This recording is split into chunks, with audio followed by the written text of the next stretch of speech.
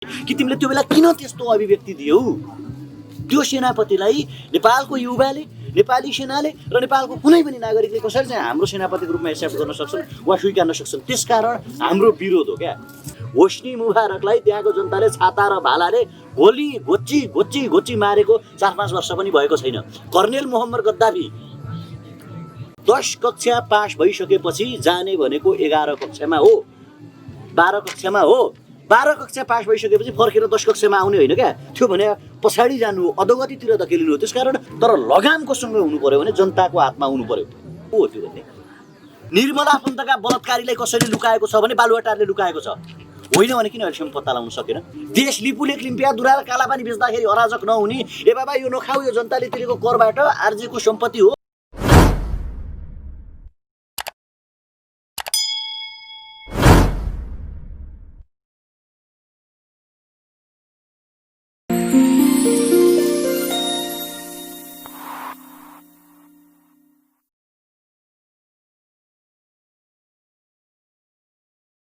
यस्तो छ कि हिजोका दिनहरूमा गगन थापाहरूले, योगेश भट्टराईहरूले कसरी मुभमेन्ट उठाए, रामकुमारी झाँक्रीहरूले कसरी मुभमेन्ट उठाए, त्यो पाटो एउटा होला। तर आज उठाइने मुभमेन्टहरू, अब बोलिने आन्दोलनहरू र अब गरिने एक्टिभिटिजहरूले नेपाललाई चाहिँ निष्कर्षमा पुर्याउँछ।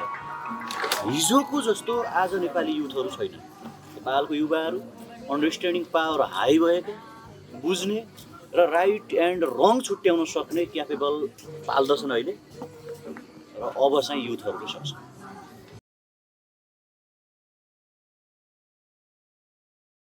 सम्झौता गर्न छुट छैन।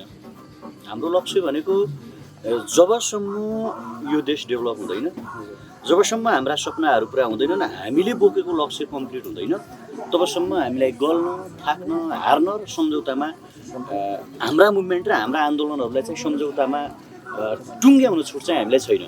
र आज हामीले यो मुभमेन्टहरूलाई, यी आन्दोलनहरूलाई, हाम्रा इस्युहरूलाई हामीले सम्झौतामा लिएर टुङ्ग्यायौँ भने यो देश कहिल्यै पनि बन्दैन। र यो देश बनाउने जिम्मेवारी तपाईँ, मेरो, उहाँको, हेर्ने दर्शक सबैको काँधमा आएको छ। र हामीले हाम्रो रेस्पोन्सिबिलिटी, हाम्रो उत्तरदायित्व, हाम्रो जिम्मेवारी चाहिँ वहन गर्न आवश्यक छ।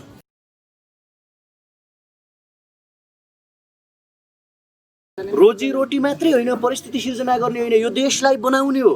यहीँ फेवाताल छ, हिमाल छ, पहाड छ, तराई छ, नदी छ, जडीबुटी छन्। अनि संसारमा चाहिँ 80 लाख नेपाली युथहरू परिश्रम र मेहनत गरिरहेका छन्। र हामीसँग सबै कुरा छ भने रोजीरोटीका लागि मात्रै लड्ने भन्ने कुरा हुँदैन। यो देशलाई हाम्रो जीवनकालभित्र, हामी बाँचेको समयभित्र र हाम्रो अपकमिङ जेनेरेसनलाई चाहिँ सुन्दर, शान्त, समुन्नत, भ्रष्टाचार रहित र नेपालभित्र चाहिँ रोजगारीका अपर्च्युनिटी सिर्जना भएको नेपाल हस्तान्तरण गर्ने लक्ष्य हो क्या हाम्रो। र हामी त्यो लक्ष्य कम्प्लिट गर्छौँ। यो रोजीरोटीको कुरा मात्रै छैन।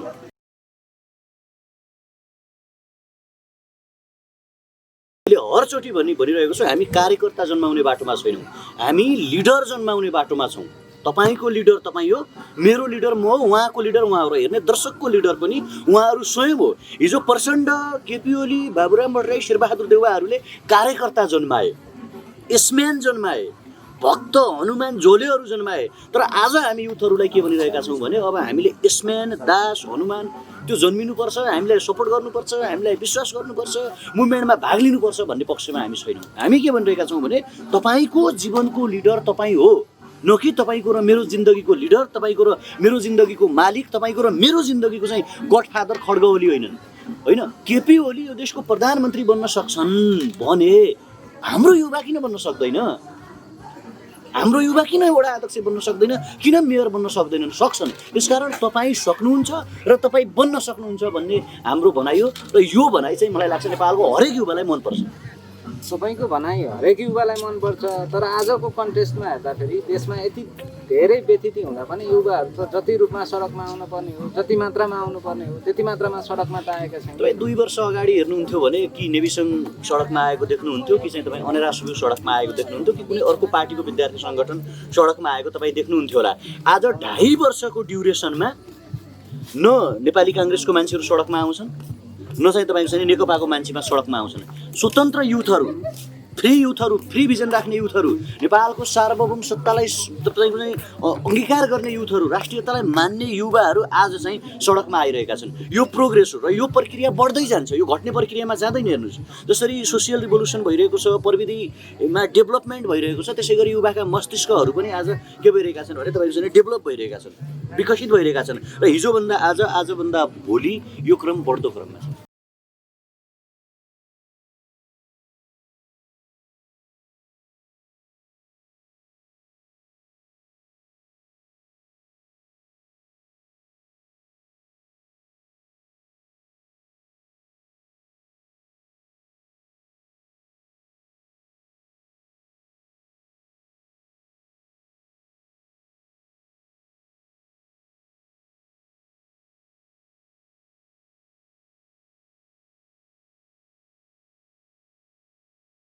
भोलि काठमाडौँको आकाशमा कति धेरै काला बेलुनहरू उड्दैछन् होइन।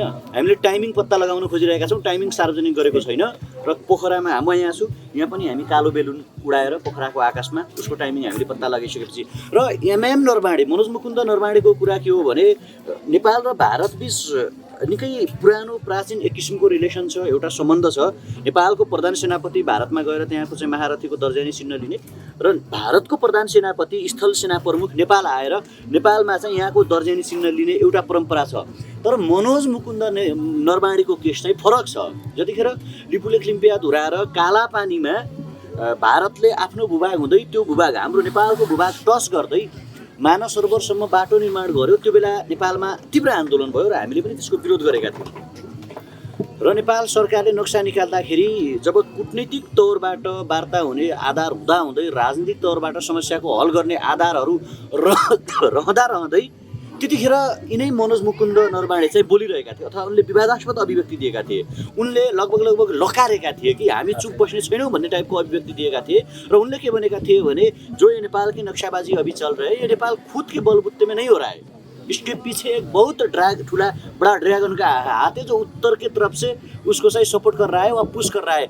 यस्तो किसिमको चाहिँ उनले विवादास्पद अभिव्यक्ति दिए र मनोज मुकुन्द नरबाडे भनेको तिनै सेनापति हुन् जसको सेनाले आज लिपुलेख लिम्पियाधुरा र कालापानीमा परेड खेलिरहेको छ र नेपालको कूटनैतिक पत्रहरूको आज भारतले जवाब दिइरहेको छैन। जबकि चीनको गलान घाटीको वार पश्चात भारतले रातारात चाहिँ के गर्यो भने चाइनासँग एक किसिमको एग्रिमेन्ट गर्यो, वार्ता बस्न सहमति गर्यो। त्यही नेपाललाई चाहिँ उनले चिन्दै नचिन्ने, हेर्दै नहेर्ने, गन्दै नगन्ने तरिकाले चाहिँ कहिले चाहिँ सुमन्त कुमार गोयल त्यहाँको चाहिँ गुप्तचर जासुसी संस्थाको प्रमुख नेपाल पठाएको छ, कहिले चाहिँ तपाईँको चाहिँ अहिलेको अवस्थामा चाहिँ एमएम नरबाडेहरू नेपाल आइरहेका छन्। र अर्को कुरा नेपाली सेनालाई हाम्रो आग्रह के हो भने नेपालको इतिहास भनेको वीर इतिहास हो। जति बेला 200 वर्ष लामो एक किसिमको गुलाम, एक किसिमको चाहिँ तपाईँको चाहिँ कोलोनियलाइजेसनमा इन्डिया थियो, त्यति बेला जनरल जिलेप्सीको विरुद्धमा बलभद्र कुँवरहरू नालापानीमा युद्ध लडिरहेका थिए। भक्ति थापाहरू देउथलमा 70 वर्षको उमेरमा वार गरिरहेका थिए र त्यसरी यो भूभाग बसाइएको हो कि आज कोलोनियलाइजेसनको एकजना सेना प्रमुख जसले नेपालको भूभाग ऐतिहासिक सुगौली सन्धि पश्चात कालीवारी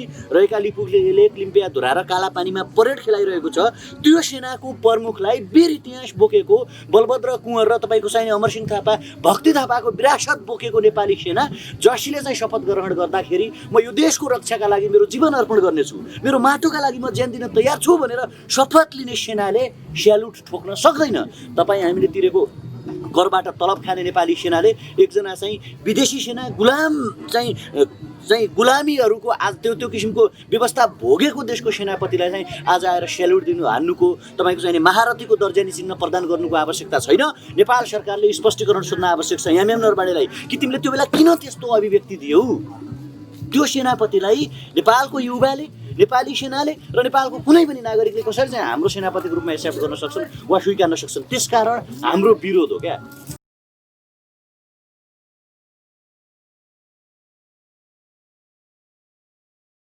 मलाई एउटा कुरा हामी के भनिदिन्छौँ भने यहाँ राज्य कहाँ छ? राज्य देख्नुहुन्छ तपाईँ? राज्य भनेको 2-3वटा कुरामा मात्रै छ। खाना बाँड्ने युवालाई खाना नबाँड भन्छ, कुलमान घिसिङलाई नियुक्ति गर्यो भने खुट्टामा चाहिँ त्यो लट्ठाले हान्नका लागि, कहीँ चामल बाँड्न गयो भने गिरफ्तार गरेर जेल हाल्नका लागि, यतिर ओम्नी समूहलाई पोस्नका लागि, निर्मला पन्त जस्ता बहिनीहरूका बलात्कारी हत्यारालाई लुकाउनका लागि, होइन, गोकुल बास्कोटा जस्तालाई उन्मुक्ति दिनका लागि, युवराज कतिवटालाई नियुक्ति दिनका लागि, बालुवाटारको जग्गा खानेहरूलाई चाहिँ मन्त्री दिनका लागि राज्य छ क्या। राज्य नागरिकहरूको छैन क्या। राज्य भनेको युवाहरूको, नागरिकको, जनताको, देशका लागि राज्य छैन। यहाँ भ्रष्ट दलाल तस्कर माफियाहरूको नेतृत्व आज कसैले गरिरहेको छ भने त्यो सिंहदरबार र बालुवाटारले गरिरहेको छ र त्यसको नायिके केपी ओली हुन्। र हाम्रो प्रश्न खड्ग ओलीलाई हो, खड्ग ओली तिमीले मानेनौ भने, तिमी चेतेनौ भने, तिमीले नेपालका युवाहरूको कुरा सुनेनौ भने तिमीलाई इजिप्टको कहानी दोहोऱ्याउनु नपरोस्, राणा शासन र नेपालको शाही तन्त्र वा पञ्चायतको कथा दोहोऱ्याउनु नपरोस्, तिमीलाई हिटलरको इतिहास कम्तीमा नेपाली युवाले दोहोऱ्याउनु नपरोस्। समयमै सुध्रेऊ, समयमै चेत। होइन भने सिंहदरबार र बालुवाटार भनेको जनताले तिरेको करबाट जीवित रहने अर्गनाइजेसन हो। कुनै बेला नेपाली युवाले माइतीघर मण्डला हुँदै बालुवाटारसम्म मार्च पास गरेर खड्ग ओलीको कठालो समातेर माइतीघर मण्डलामा झुन्ड्याउने दिन चाहिँ नहोस्। र त्यस्तो अवस्था त सिर्जना भएन नि। कसरी अहिले रातारात एकैचोटि हुन्छ त भात पकाउनु जस्तो हो त होइन। यो त प्रक्रिया स्टेप बाई स्टेप हुन्छ। जब उनीहरूको अत्याचारले सीमा नाग्दछ, जब भ्रष्टाचारले सुर्लुममा देश डुब्दछ। आन्दोलन चाहिँ केपी ओलीको सरकार सकिँदाखेरि केपी ओलीको सरकारसँग हाम्रो सरकारको विषय होइन भने क्या, हाम्रो विषय के हो भने यो देश बनाउने कि नबनाउने सवाल हो। यो देशलाई विकसित बनाउने कि नबनाउने। केपी ओलीले जो कहाँ छ आज 2.5 वर्षभित्र कहाँ छ रेल? खै देख्नु भएको छ? ल मेरो दर्शकलाई आग्रह छ, तपाईँहरू कतिजनाले रेलको टिकट काटेर चढ्नुभयो? नेपालभित्र कति किलोमिटर, कति इन्च, कति मिटर, कति सेन्टिमिटर रेलको लिक भने झुटो बोल्ने? आज रत्नपार्कमा खाना खाने युवाहरूले चाहिँ खड्ग ओलीले रोक लगाएको छ। आफू चाहिँ विद्यासुन्दर साक्य काठमाडौँको मेयर 21 दिन सोल्टी होटलमा बस्ने, उसको श्रीमती र उसले चाहिँ जनताले तिरेको करबाट उपचार गराउने, खड्ग ओलीका मृगौलाको उपचार हुने, प्रचण्डकी श्रीमतीको उपचार चाहिँ तपाईँको एटलान्टिका होटलमा बसेर गर्न हुने, नेपाली जनताले कोरोनाको नाममा चाहिँ उपचार नपाउने भन्ने हुन्छ?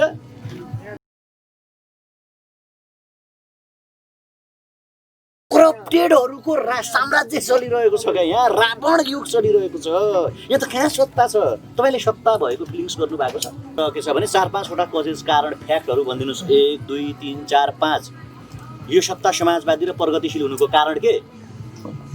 जसले लिपुलेख लिम्पियाधुरा र कालापानी बेच्यो, जसले निर्मला पन्तका बलात्कारीहरूलाई बालुवाटारभित्र लुकायो, जसले बालुवाटारको जग्गा खानेलाई अर्थमन्त्री बनायो, जसले चाहिँ कुलमान घिसिङलाई चाहिँ विद्युत प्राधिकरणमा नियुक्ति गरेन, जसले गोविन्द केसीका मागहरूको सुनवाई गरेन, जसले गरिब र भोका जनताहरूलाई देखेन अनि त्यसलाई प्रगतिशील र समाजवादी सत्ता भनिन्छ। यो त दलाल र यस्तो त तपाईँको चाहिँ दास युगमा हुन्न क्या।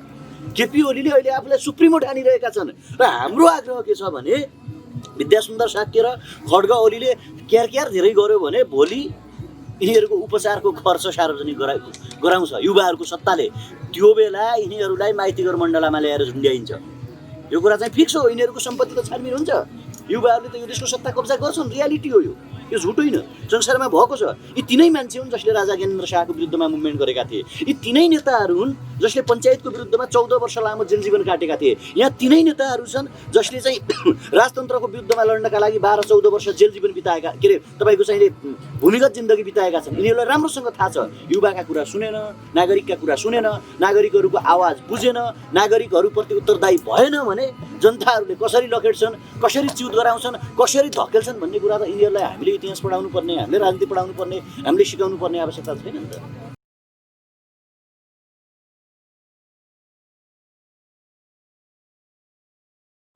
के चाहिँ तयारी गरेको छ सरकारले? कोरोना लाग्यो है, कोरोनाको महामारी आयो भनियो, त्यति बेला राष्ट्रपतिले 1 करोडको गलैँचा फेरिन्। एकजना मन्त्रीले चाहिँ जिम खोले, 10 अर्ब रुपियाँ झम पारे, अनि काठमाडौँदेखि यहाँ तपाईँहरूले खिच्नुभयो होला, मान्छेहरू पिठ्युमा आफ्नो बालबच्चा बोकेर घर गए। हामीले खाना बाँड्यौँ, हामीले रातारात ठेलियो। लिपुलेख लिम्पियाधुरा र कालापानीको विषयमा विवादास्पद अभिव्यक्ति दिनेलाई कालो झन्डा देखाउँदाखेरि हामीलाई त्यतिखेर 8-8 दिन थुनियो है। आज मात्रै खाना नबाँड भन्दैछन्। मान्छे कहाँ छ? के चाहिँ तयारी छ यहाँ? अब उपचार गर्न सक्दैनौँ भनेर भनिसक्यो। अब राज्यले चाहिँ के गर्नुपर्छ? यो राज्यलाई मेरो आग्रह के छ भने केपी ओलीमा पोलिटिकल इमान्दारिता छ भने अर्को त्यहाँ छविलाल दाहाल छन् फेरि त्यो पार्टीभित्र।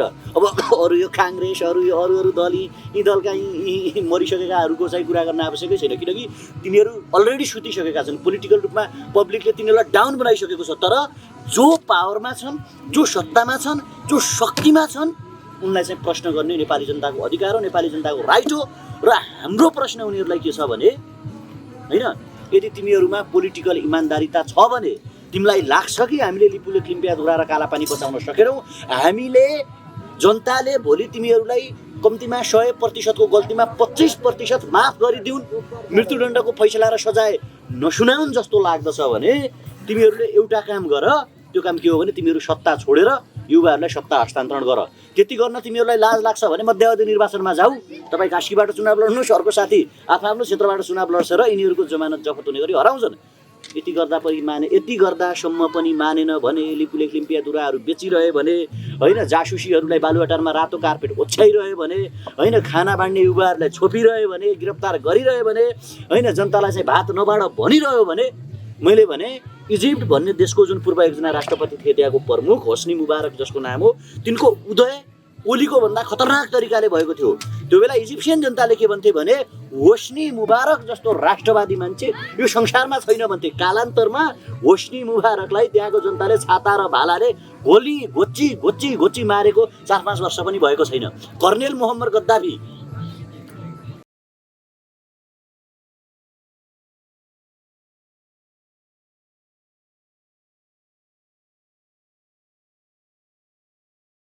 1980 पछि सेन द्याओपिङले चाइनालाई चाहिँ तपाईँको चाहिँ पुँजीवादी क्रान्तितर्फ धकेले। आज कति वर्ष बित्यो? 40 वर्ष बित्यो। 40 वर्षको ड्युरेसनमा चाइनाको पर क्यापिटा इन्कम आज कति छ? 40 वर्षको ड्युरेसनमा आज कोरोना पछि चाइना संसारको नम्बर 1 इकोनोमिकल्ली कन्ट्री बन्दैछ। 1980 पछि उत्तर कोरिया र दक्षिण कोरिया सेपरेसन भएका हुन्। आज दक्षिण कोरियाको पर क्यापिटा इन्कम कति छ? ली क्वाउ निलले सिङ्गापुरमा कति वर्ष शासन गरे? मोहम्मद महावीर थिरले तपाईँको चाहिँ मलेसियामा कति वर्ष शासन गरे? अनि ती देशहरू बन्न हुने, त्यहाँका नेताहरूले त्यो देशलाई डेभलप गर्न हुने, उनीहरूले बनाउन सक्ने, अनि नेपालका खड्गबहादुरहरूले बनाउन नसक्ने भन्ने हुन्छ।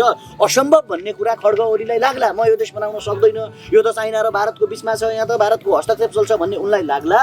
तर नेपालको युवा हामीले चाहिँ लाग्दैन। हामीले राम्रो अध्ययन गरेका छौँ। यो देशमा प्राकृतिक स्रोत साधन र सम्पदा प्रशस्त छ। यो देशका युवाहरू मेहनती छन्। यो देशका युवा यो देश बनाउन क्यापेबल छन्। र तपाईँले भन्नुभयो नि बाहिर बसेर कराउन जति सजिलो छ भित्र बसेर काम गर्न निकै गाह्रो छ। अनि उनीहरूले काम गर्न सक्ने America, Japan, Korea, Thailand, Myanmar जस्ता देशहरू भनेको तपाईँको चाहिने जेसस क्रिस्टले आकाशबाट फुत्त धरतीमा झारिदिएर त्यो प्रगति संरचनाहरू छोडाइदिएको हो र?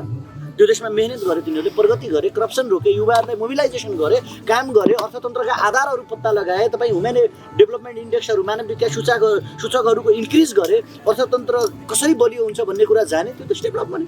तपाईँ जस्तो युवाहरू देशलाई अगाडि लानुपर्छ भनिरहनु भएको छ। एक थरी युवाहरू छन् हामी अलि बढी अगाडि गयौँ, अब त देशलाई फेरि राजतन्त्रतिर फर्काउनुपर्छ भनेर पनि बहस चलिरहेछ नि।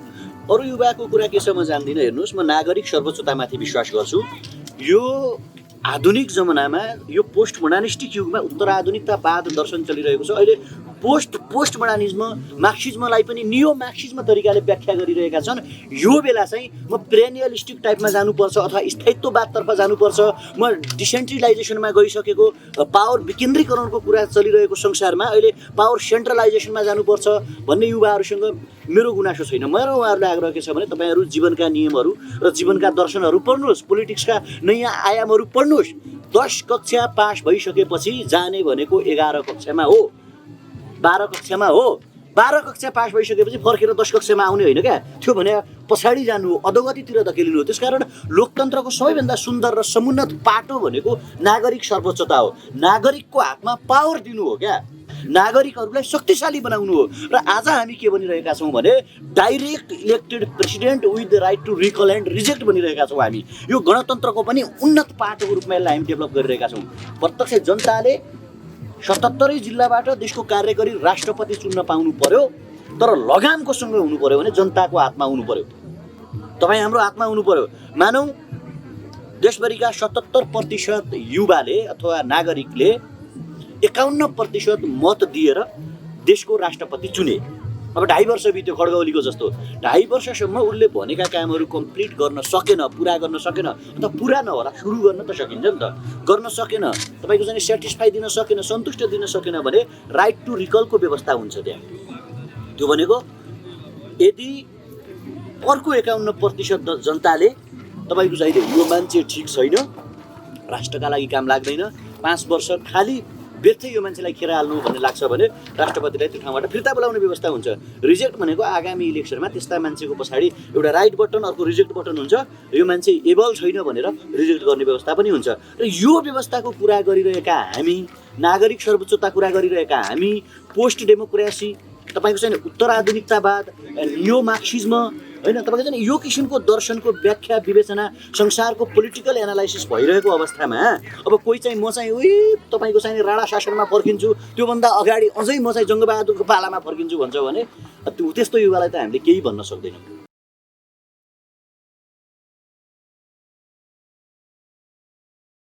हो त्यो भन्ने यो देशको सबैभन्दा ठुलो अराजक र यो देशका सबैभन्दा ठुला बलात्कारी चोरहरू भनेका सिंहदरबार र बालुवाटारका शासक हुन्। यिनीहरूले कोरोनाको बेला 10 अर्ब खाँदाखेरि अराजक नहुने, निर्मला आफन्तका बलात्कारीलाई कसरी लुकाएको छ भने बालुवाटारले लुकाएको छ, होइन भने किन अहिलेसम्म पत्ता लगाउन सकेन? अनि बलात्कारी हत्याराहरूलाई बालुवाटारमा भित्र लुकाउँदाखेरि अराजक नहुने, देश लिपुलेक लिम्पिया दुरा र कालापानी बेच्दाखेरि अराजक नहुने, ए बाबा यो नखाऊ, यो जनताले तिरेको करबाट आर्जेको सम्पत्ति हो, त्यो तिमीहरू खान पाउँदैनौ, तिमीहरूलाई चाहिँ धनी बन्न मन लाग्छ भने विनोद चौधरी जस्तो बन, व्यापार गर, बिजनेस गर भन्दाखेरि अराजक हुने। अराजक होइन, काटिन्छ नि यहाँ टाउका। यो संसारमा भएको छ यो इतिहास। के को अराजक? जनताको रकम ठग्ने, लुट्ने, खाने, मोजमस्ती गर्ने, उपचार गर्ने, जनतालाई भोकै मार्ने, कोरोनाको नाममा उपचार गर्दैन भन्ने, अनि युवाहरू अराजक भयो भन्ने हुन्छ। इतिहास थाहा छैन युवाको? यो जनयुद्ध लडे होइन यिनीहरूले, झापा विद्रोह गरे होइन यिनीहरू, हामीभन्दा खतरनाक अराजक होइनन्? हामी अराजक होइन, हामी यिनीहरूलाई सही बाटोमा हिँड्न सिकाइरहेका छौँ, हामी यिनीहरूलाई राजनीति सिकाइरहेका छौँ। राजनीतिको पाठशालामा अब नर्सरीमा भर्ना गरिन्छ केपी ओली र प्रचण्डलाई। के को अराजक? अनि अत्याचार गर्ने, अन्याय गर्ने, व्यभिचार गर्ने, तपाईँको जनतामध्ये थिचोमिचो गर्ने, दमन गर्ने, युवालाई फ्री भिसा फ्री टिकटको नाममा विदेश पठाउने, अनि नेपालमा यिनका कार्यकर्ताहरूले मोजमस्ती गर्ने, गाउँ गाउँमा सिंहदरबारको नाममा यिनीहरूका वडा अध्यक्षहरूले चाहिँ, यिनीहरूका महाराजहरूले चाहिँ गाडी चढेर हिँड्छन्। आज जो गाडी चढ्छौँ भनेर वडा अध्यक्ष भएका हौँ। We have a believe, we have a goal. हामीसँग एउटा लक्ष्य छ। जबसम्म हामी हाम्रो लक्ष्यमा पुग्दैनौँ, जबसम्म यो देश बन्दैन, जबसम्म तपाईँ हाम्रा सपनाका फुलहरू फुल्दैनन्, जबसम्म युवाहरू विदेश जान छोड्दैनन्, जबसम्म रोजगारीका अपर्च्युनिटीहरू सिर्जना बन्द हुँदैनन्, जबसम्म भ्रष्टाचारको अन्त्य हुँदैन, जबसम्म यो देश बन्दैन, तबसम्म बोल्ने मात्रै होइन, अहिले बिस्तारै बोल्न सुरु गरिरहेका छौँ। यसपछि खुल्ला वार सुरु हुन्छ, यहाँ युद्ध सुरु हुन्छ, अपराधीहरूलाई यहाँ चाहिँ ठोकिन्छ, भ्रष्टाचारीहरूलाई कारबाही गरिन्छ, जनअदालत निर्माण गरिन्छ सडकमा।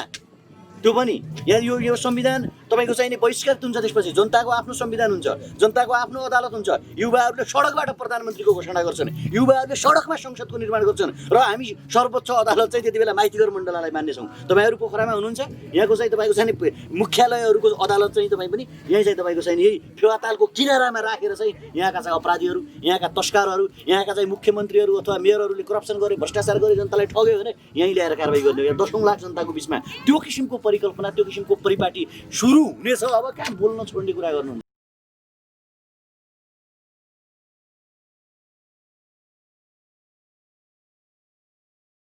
यो कुरा जुन छ नि, हेर्नुहोस्, मेरो आग्रह के छ भने, जस्तो यो कुरा आज भारतीय युथहरूको कुरा होला अथवा संसारभरि वा अहिले उदाउँदै गरेका वा 34-35 वर्षको उमेरमा प्रेसिडेन्ट बनेका, राष्ट्र प्रमुख बनेका कैयौँ राष्ट्र प्रमुखको कुराहरू होला। अनि यो मेरो नेपालको युवा मित्रहरूलाई आग्रह के छ भने, तपाईँहरू जन्मेको झोला बोक्नलाई मात्रै हो कि, वा तपाईँहरू एसम्यान बन्न मात्रै जन्मिनु भएको हो कि, वा तपाईँहरू दास मनोविज्ञानबाट हुर्किन मात्र जन्मिनु भएको हो कि, हो चाहिँ के? होइन, युवा भनेको के हो भने तपाईँको चाहिने सचेतना, तपाईँको चाहिने नलेज, युवा भनेको भोलिको भविष्यको कर्णधार अथवा यो देशको रोड म्याप चाहिँ निर्माण गर्ने एउटा आधार हो। यहाँ त युवा पिएम बन्ने बाटोमा छैनन् कि, यहाँका युवाहरू के छन् भने पिए बन्ने बाटोमा छन्। कसरी पर्सनल एसिस्टेन्ट बन्ने होला प्रचण्डको, यो सांसदको पिए बन्न पाए, यो मन्त्रीको पिए बन्न पाए, यो बाटोमा चाहिँ नेपालको युथहरू हिँडिरहेका छन् कि। र मेरो आग्रह नेपाली राजनीति गर्ने युवाहरूलाई के छ भने, कृपया तपाईँहरू पिए स्वकीय सचिव बन्ने बाटोमा होइन कि पिएम बन्ने वेजमा हिँड्नुहोस्। होइन भने राजनीति गर्न छोडिदिनुहोस्, नगर्नुहोस्। राजनीति सेवाका लागि हो, राजनीति देश बनाउनका लागि हो, राजनीति विकासका लागि हो। राजनीति भनेको अन्यलमा रहेको अथवा गरिबीमा रहेको, चरम चाहिँ तपाईँको चाहिँ बेविचारमा रहेको समाजलाई चाहिँ माथि उकास्नका लागि हो। तपाईँहरूको ल्याकत, तपाईँहरूको हिम्मत, तपाईँहरूको क्षमता, तपाईँहरूको क्यापासिटी पुग्दैन, तपाईँहरूको मस्तिष्कले त्यो कुरा सोच्न सक्दैन भने कृपया छोडिदिनुहोस्, फिल्ड खाली गरिदिनुहोस्। खाली फिल्डमा त्यो तपाईँको चाहिँ नजान्ने खेलाडीहरू आए अथवा जानी पनि बुझ बचाएका खेलाडीहरू खेलाडीहरू आयो भने उनीहरूको काम भनेको बल अल्झाउने, मान्छेलाई चाहिँ लडाउने त्यो फुटबलको मैदानमा, त्यो मात्रै हो क्या। तपाईँले यस्तो नगरिदिनुहोस्, खुला मैदान छोडिदिनुहोस्, होइन भने कम्पिटिसन गर्न आउनुहोस्। र अब तपाईँले चाहिँ भन्नुभयो नि कहिले आउँछन् युथहरू, कहिले आउँछन् भन्नुभयो नि, आज आइसकेका छन्। आज हेर्नुहोस्, आज सत्ता डराउँछ, हाम्रा प्रश्नदेखि डराउँछ, हामीदेखि डराउँछ। आज सत्ताले हामीलाई आतङ्ककारी जस्तो ठान्दछ क्या। माइतीघर मण्डलालाई त सत्ताले चारैतिरबाट घेरेर राख्दछ। ओ माइ गड, यो त अलकायदा, तालिबानको अलकायदाको त तालिबानहरूको तपाईँको चाहिँ बोको हरामको चाहिँ अफगानिस्तान जस्तो मुस्लिम कन्ट्री जस्तो हो कि भन्ने फिलिङ्स सरकारले त्यो तरिकाले गरेको छ। हामीलाई चाहिँ सरकारले आज ओसामा बिन लादेन जस्तो मान्छ क्या। त्यसकारण सत्ता डराइसकेको छ, युवाहरू जागिसकेका छन्। तपाईँ पनि जाग्नु भएको छ, यो देशका हरेक युवाहरू जागिसकेका छन्। महात्मा गान्धीहरूलाई पढेको, युनिभर्सिटीमा अध्ययन गरेको, त्यहाँ दर्शन पढेको, क्रिटिक्स एनालाइसिस पढेको, पोस्ट मोडर्निज्म पढेको, होइन, संसारका पोलिटिकल फिलोसोफीहरू पढेको के काम लाग्छ जबकि म मेरो देशका लागि बोल्न सक्दैन भने, मेरो माटोका लागि बोल्न सक्दैन भने, मेरो राष्ट्रियताका लागि बोल्न सक्दैन भने, म जस्तै विदेशीका युथहरूको लागि बोल्न सक्दैन भने, म जस्तै सडकमा खाना खाने तपाईँ हामी जस्तो मान्छेहरू, आज सयौँ हजारौँ मान्छेहरू सडकमा छन्। हाम्रो विनयता यहीँ हुनुहुन्छ, कयौँ लासहरू उहाँले जलाइराख्नु भएको छ। ती मान्छेहरू हामी जस्तै हुन्छ, सडकमा आइरहेका छन्। तिनीहरूका लागि हामी बोल्न सकेनौँ भने मैले चाहिँ राम्रो एग्रेडेड एउटा प्रोफेसर अथवा चाहिँ कुनै एउटा चाहिँ अधिकृत लेभलको जागिर खाएर मजाले आरामले कुर्सीमा बस्नुको कुनै मिनिङ र अर्थ छैन कि। नेपालको हरेक युवालाई मेरो आग्रह छ, जब तपाईँ फिलोसोफी पढिराख्नु भएको छ, जब तपाईँ दर्शन पढिराख्नु भएको छ, जब तपाईँ सोसियल मिडियाबाट अमेरिकाको राष्ट्रपति निर्वाचन हेरिराख्नु भएको छ, जापानका क्रान्तिहरू तपाईँ हेरिराख्नु भएको छ, थाइल्यान्डका क्रान्तिहरू, हङकङका क्रान्तिहरू, भारतका चाहिँ राजनीतिक आन्दोलनहरू हामी हेरिरहेका छौँ। र त्यो कुरालाई हाम्रो देशमा, हाम्रो माटोमा हामी सजीव रहेको अवस्थामा आज त हाम्रो कन्सियस माइन्ड छ नि त, सचेत मस्तिष्क छ नि, राइट के हो रङ के हो छुट्याउन सक्छौँ नि, सही के हो गलत के हो छुट्याउन सक्छौँ नि। र यो बेलामा हामी हाम्रो नेसनलिस्टीका लागि, हाम्रो डेभलपमेन्टका लागि, हाम्रो समृद्धिका लागि र हाम्रो विकासका लागि बोल्न सकेनौँ भने अनि हामीले पढेको काम के लाग्यो? हामी बाँच्नुको अर्थ चाहिँ के रह्यो क्या?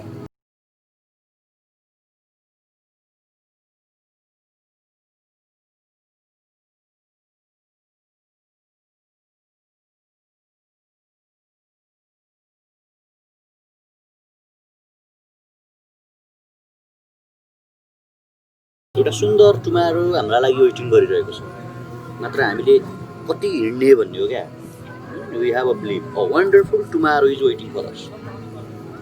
एकदम गोल्डन इराकी, एकदम समृद्धशाली नेपाल, डेभलपिङ नेपाल हाम्रा लागि प्रतीक्षा गरिरहेको छ। मात्र हामीले हिँड्ने कि नहिँड्ने त्यो बाटोमा, कि हामीले यत्तिकै बस्ने? आज के भयो भने तपाईँलाई एउटा कुरा म भनिदिन्छु, युवाले बुझ्न आवश्यक छ। हाम्रा आमाका कोखहरू नि विदेशले भाडामा लिए जस्तो भयो क्या। हेर नेपालकी आमाहरू, तिमीहरू त्यहाँ बच्चा जन्माइदेऊ, छोराछोरीहरू हुर्काइदेऊ 18 वर्षसम्म, त्यसपछि टक्क मलेसिया पठाऊ, दुबई पठाऊ, भारत पठाऊ, अमेरिका पठाऊ, क्यानाडा पठाऊ। त्यतिले भएन भने कोही डिबी भएर, होइन, कसैलाई फ्री भिसा फ्री टिकटको नाममा यहाँ पठाऊ। नेपालमा के छ भने जस्तो क्या, भाडामा लिए जस्तो। कामदार उत्पादन गर्नका लागि होइनन् क्या हाम्रा आमाका कोखहरू भनेको। यो देश हाँक्ने, यो देशको राष्ट्रियताका लागि बोल्ने, यो देशको समृद्धि विकास र यो देशलाई अगाडि बढाउने छोरा छोरीहरू जन्माउने हो नेपाली आमाहरू भनेको। नेपाली आमाहरूको इतिहास, नेपाली वीरहरूको इतिहास त्यति चान्चुने, गुलाम, मनोविज्ञान दास भएको इतिहास होइन के। त्यसकारण हाम्रा आमाका कोखहरूलाई हामीले मलेसिया, खाडी, golf country, India, China, Canada, Korea, अमेरिकाका लागि भाडामा प्रयोग हुन दिने वा चाहिँ हामीले हाम्रो आमाको दुध खाएको ऋण तिर्ने? यो कुरा चाहिँ नेपाली युवालाई मेरो प्रश्न छ। त्यसकारण यो खड्गहरूलाई छोडिदिनुपर्छ, यो प्रचण्डलाई छोडिदिनुपर्छ, यो चाहिँ शेरबहादुर देउवालाई छोडिदिनुपर्छ। देश बनाउने भनेको त यिनीहरू नै हुन्। यिनीहरू भनेको त हाम्रा गडफादर हुन्। एउटा गडफादर भन्ने मुभी छ, हेर्नु होला। गडफादर 1, 2, 3 3 पार्टसँगको संसारको इभरग्रिन एउटा मुभी छ क्या, होइन? त्यो मुभी हेर्नु होला। यिनीहरू हाम्रो गडफादर होइनन् क्या। Those are not our godfather. नेपालको युवाले त्यो कुरा जान्न आवश्यक छ। केपी ओली भने हाम्रो गडफादर होइन नि त, को एकजना मान्छे हो सामान्य। प्रचण्ड हाम्रो गडफादर होइन, शेरबहादुर देउवा हाम्रो गडफादर होइनन्, बाबुराम भट्टराई हाम्रो गडफादर होइनन् क्या। हामीसँग क्षमता छ, हामीसँग क्यापासिटी छ, हामी गर्न सक्छौँ, हामीसँग नलेज छ, हामीसँग ज्ञान छ। हामी चाहिँ तपाईँको चाहिँ ट्रम्पलाई हेर्न सक्छौँ, जो बाइडनलाई हेर्न सक्छौँ, सारा मारिनहरूलाई हामी हेर्न सक्छौँ, होइन? यत्रो मान्छेहरूलाई हामी अध्ययन गर्न सक्छौँ, हेर्न सक्छौँ भने अनि चाहिँ त्यो पोलिटिक्स इज डटी गेम। जे गर्छ केपीले गर्छ, जे गर्छ ओलीले गर्छ। तिनीहरू भनेका त यो संसारका राजा हुन्, हामी भनेका हजुर प्रभु नमस्कार, हामी त जित्दै पछाडि चुनाव आएको बेला झन्डा उठाएर जिन्दाबाद मुर्दाबाद भन्ने एक गिलास रक्सी खाने मासु खाने आइजा नेपाली काङ्ग्रेस र नेकपा एमालेका लागि भनेर त्यतिका लागि जन्मिया युवाहरू होइन नि त। त्यसकारण हामीसँग क्षमता छ, हामीसँग क्यापासिटी छ, हामीसँग पावर छ, हामीसँग इनर्जी छ, हामी सक्छौँ। यो देश बनाउने जिम्मा हाम्रो काँधमा आइलागेको छ। यो देशमा ती बेलाका युवाहरूले त्यो बेलाका वृद्धहरूले नाला पानी काला पानी देउथलमा चाहिँ युद्ध लडेर यो देश बसाएका हुन् भने आज हामी यो देश बनाउन सक्दैनौँ। हामी त्यति हाम्रो मनोविज्ञान हाम्रो साइकोलोजी नेपाली युवाहरू भनेको चाहिँ त्यो किसिमको हार मनोविज्ञान बोक्ने युवाहरू हुन् र कोरिया बनाइरहेका छन्, बरफ बनाइरहेका छन्, दुबईका रङ्गशालाहरू बनाइरहेका छन्, मलेसियालाई डेभलप गरिरहेका छन् भने यो देश चाहिँ किन बन्न सक्दैन? के चाहिँ तपाईँको चाहिने उही अरू देशहरूमा चाहिँ पुरा सुनका मान्छेहरू हुने आइन्स्टाइन जस्ता दिमाग भएका मात्रै हुने, नेपालमा चाहिँ एकदम गुलामहरू दासहरू त्यस्तै बिचारा खाडीमा काम गर्ने अथवा चाहिँ हामीले जन्मिने बित्तिकै त्यतै जानुपर्छ भन्ने साइकोलोजी भएका युवाहरू मात्रै हौँ त हामी? होइन नि त। हामी सक्छौँ। We have a believe. मैले भने हामीसँग विश्वास छ, हामीसँग क्यापासिटी छ, हामीसँग क्षमता छ, हामीसँग नलेज छ, हामी सक्छौँ। हामी लागौँ। यो देश हामीले बनाउने हो। हामीले बनाउन सकेनौँ भने तपाईँको छैन, यो देश कहिल्यै बन्दैन। त्यसपछि हेर्नुहोस् कहिले बन्दैन यस्तै हुन्छ। अनि सबैजना जुटौँ होइन। मैले अघि पनि भने a wonderful tomorrow is waiting for us. We have a believe we can do. धन्यवाद, नमस्कार।